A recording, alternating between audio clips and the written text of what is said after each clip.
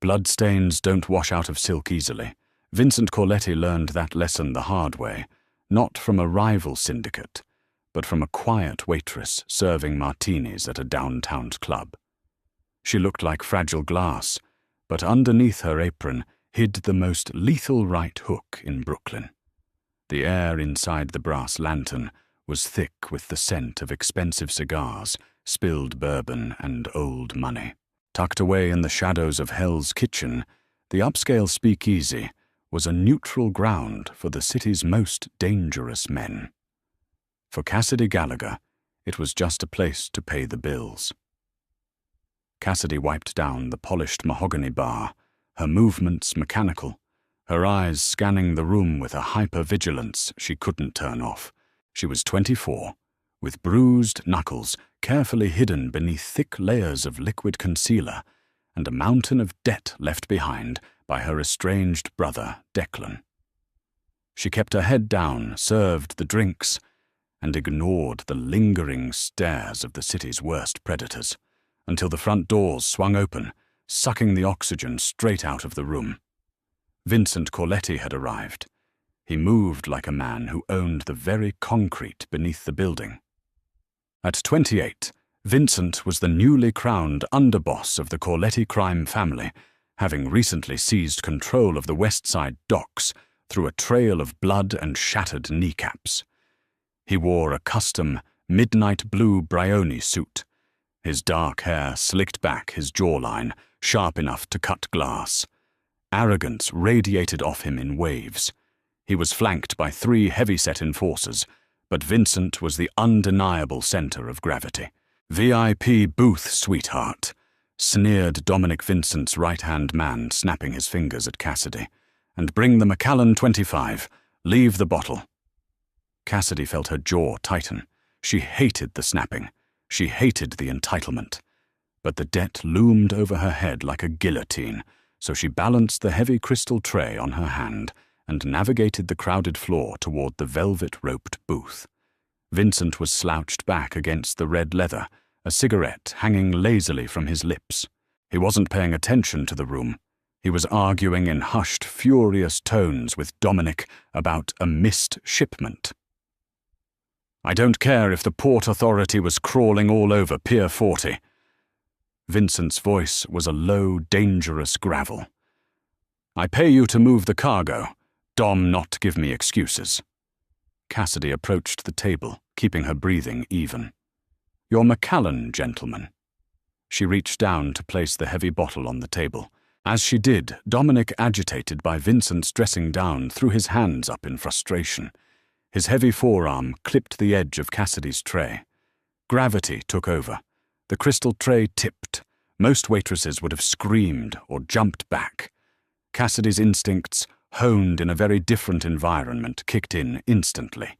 She dropped her center of gravity, caught the $5,000 bottle mid-air with her left hand, but couldn't save the 2 crystal tumblers.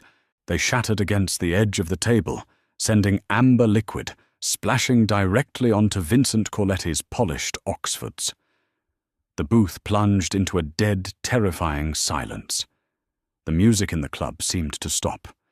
Vincent slowly lowered his gaze to his ruined shoes, then dragged his dark, furious eyes up the length of Cassidy's apron, past her simple white blouse, stopping at her unblinking amber eyes. "Do you have any idea how much those shoes cost, sweetheart?" Vincent asked, his voice a deadly whisper that sent shivers down the spines of his own men. "I imagine more than my rent," Cassidy replied evenly, placing the rescued bottle on the dry end of the table. "I apologize for the mess. Your associate bumped my tray." Dominic shot out of his seat, his face turning purple. "You clumsy little—" He lunged, reaching a massive hand out to grab her wrist. It was a mistake. Before Dominic's fingers could even brush her skin, Cassidy pivoted on her back foot. She didn't strike him. That would be a death sentence here.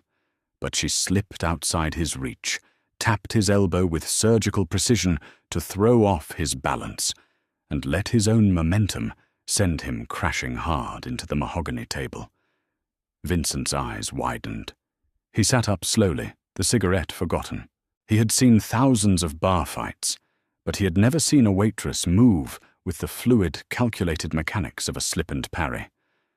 "Sit down, Dom," Vincent commanded, never breaking eye contact with Cassidy.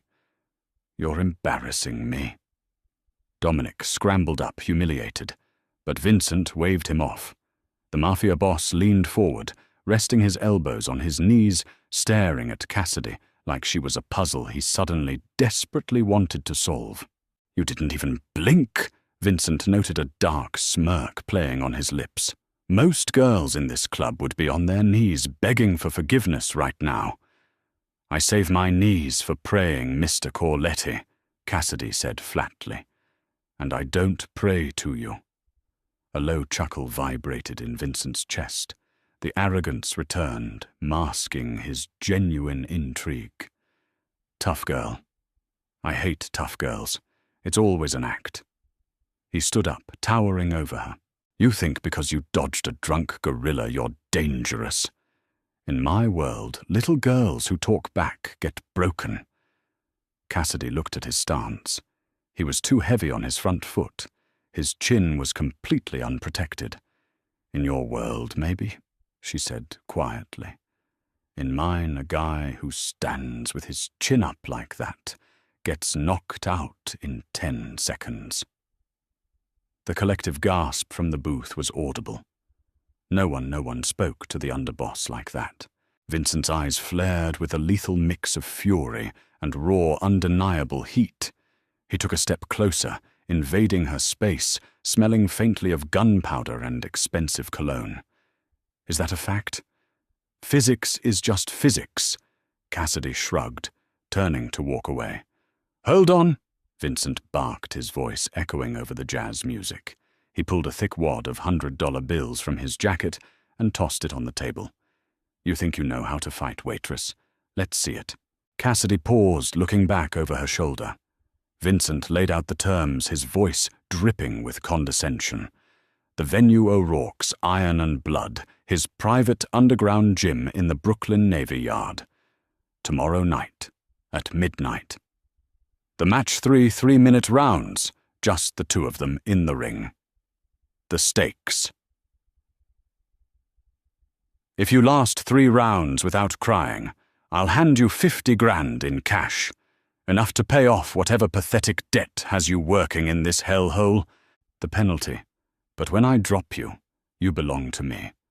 You quit this job, and you work directly for me for the next 3 months, doing exactly what I say." Cassidy stared at the cash. 50,000. It was exactly what Declan owed the Russian syndicate. It was a golden ticket out of this nightmare. 3 rounds. Cassidy confirmed, her voice devoid of emotion. 16-ounce gloves, no elbows. Marquis of Queensberry rules. Vincent laughed, a harsh, mocking sound.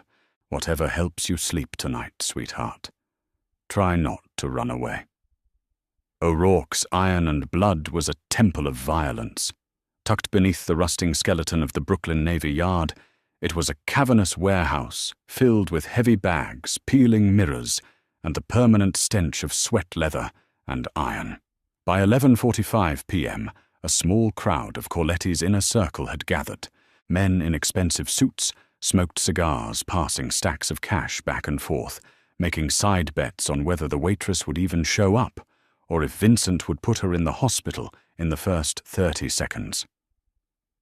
In the center of the room sat a regulation-size boxing ring, illuminated by harsh, buzzing fluorescent lights. Vincent was already inside the ropes, shirtless, his muscular back glistening with a light sweat. He was an intimidating specimen.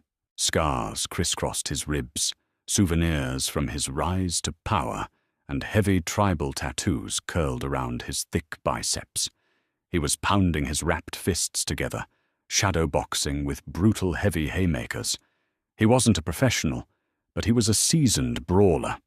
He hit hard enough to crack concrete. At exactly midnight, the heavy iron doors of the warehouse groaned open. Cassidy walked in. The laughter and murmurs from the Mafia men died down. They expected her to look terrified, or perhaps dressed in something deliberately provocative to beg for mercy. Instead, Cassidy looked like a ghost entering a graveyard. She wore battered black Everlast shorts, a snug grey tank top, and scuffed boxing boots. Her hair was tightly braided against her scalp, but it was her eyes that made Dominic and the others stop laughing. They were dead, devoid of fear, warmth, or humanity. It was the look of an apex predator stepping into its territory. Vincent leaned over the ropes, flashing a cocky, predatory grin. "You actually showed up. I'll give you points for bravery, sweetheart, or stupidity." Cassidy didn't answer. She walked to a bench near the ring, reached into her duffel bag, and pulled out 2 rolls of white athletic tape. Vincent watched his smirk faltering slightly as he observed her hands. She didn't just wrap her knuckles. She anchored the tape around her wrists, laced it perfectly between her fingers to secure the bones, and padded the strike zones. It was a flawless professional wrap, the kind that takes years to perfect. "You can back out," Vincent called out, suddenly feeling a strange prickle of unease at the base of his neck. "Apologize for disrespecting me in my club, and I'll let you walk out of here with your pretty face intact." Cassidy slid her hands into a pair of worn red 16-ounce gloves.